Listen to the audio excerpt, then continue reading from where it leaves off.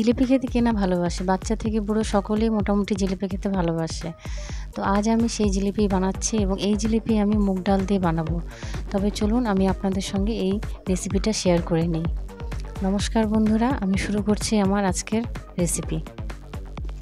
তো এই জিলিপি বানানোর জন্য প্রথমে আমি দেখুন 1 কাপ চাল নিলাম আর ওই কাপেরই 3 কাপ ডাল নিলাম। তা নিয়ে এটাকে আমি ভালো করে ধুয়ে এটাকে জলের মধ্যে ভিজিয়ে রেখে দেব।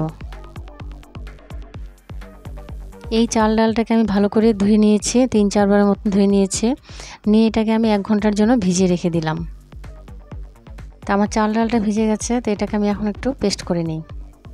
অল্প অল্প জল দিয়ে আমি পেস্টটাকে করব।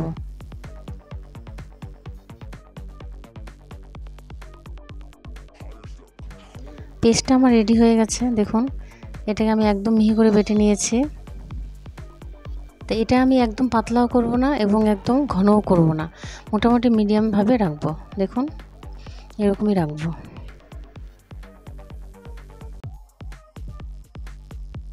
দেখুন আমি এখন জিলিপির যে শিরাটা সেটা বানিয়ে নিই।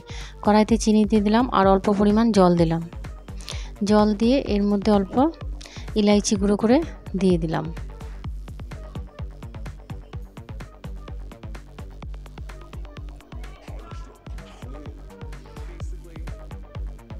তো দেখুন আমার এই শিরাটা হয়ে গেছে, তো আমি এটাকে রেখে দিলাম। তো এখন আমি ফ্রাই প্যানে তেল দিয়ে, এটা সাদা তেল দিলাম, দিয়ে আমি জিলিপিগুলোকে ভেজে নেব। তেলটা গরম হোক ততক্ষণ আমি ব্যাটারটা তৈরি করে নিই। দেখুন আমি এর মধ্যে অল্প বেকিং সোডা দিলাম 1 চামচের মতন, দিয়ে এটাকে নেড়ে, দেখুন দেখেছেন এটা বেশি পাতলাও হয়নি এবং একদম ঘনও হয়নি, মিডিয়াম আছে।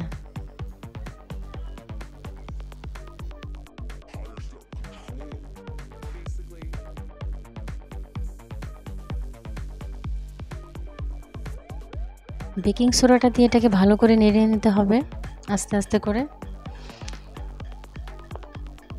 তা আমার কাছে একটা জিলিপি বানানোর কৌটো ছিল, তো এটার মধ্যে করেই আমি জিলিপিটাকে ভাজবো।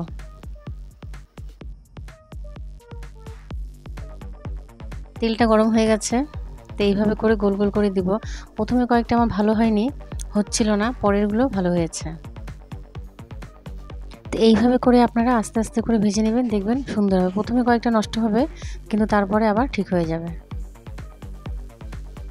এটা যেহেতু মুগ ডাল দিয়ে বানানো, তাই এটা বেশিক্ষণ শিরার মধ্যে রাখবো না।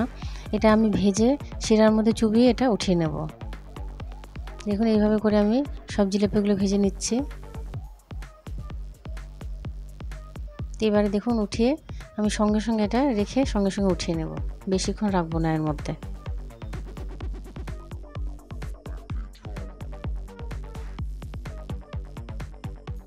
বেশিক্ষণ চুবিয়ে রাখলে এটা একদম নরম হয়ে যাবে, আর সঙ্গে সঙ্গে উঠিয়ে নিলে এটা উপরটা একদম মচমচে থাকবে আর ভিতরে রস অল্প রস ঢুকবে, তো এটা খেতে বেশি ভালো লাগবে। দেখুন আমার জিলিপি রেডি হয়ে গেছে, আর এটা দেখুন উপরটা কত সুন্দর আর ভিতরে রস ঢুকেছে, দেখেছেন কত সুন্দর হয়েছে, আর খেতেও ভীষণ ভালো হয়েছে। আপনারা এইভাবে একবার মুগ ডাল দিয়ে বানিয়ে দেখুন জিলিপি, খেতে খুবই ভালো লাগবে। এবং আমার এই রেসিপিটা যদি আপনাদের ভালো লেগে থাকে তবে অবশ্যই লাইক করুন, কমেন্টস করুন এবং শেয়ার করুন এবং আমার চ্যানেলটাকে সাবস্ক্রাইব করে দিন। নমস্কার।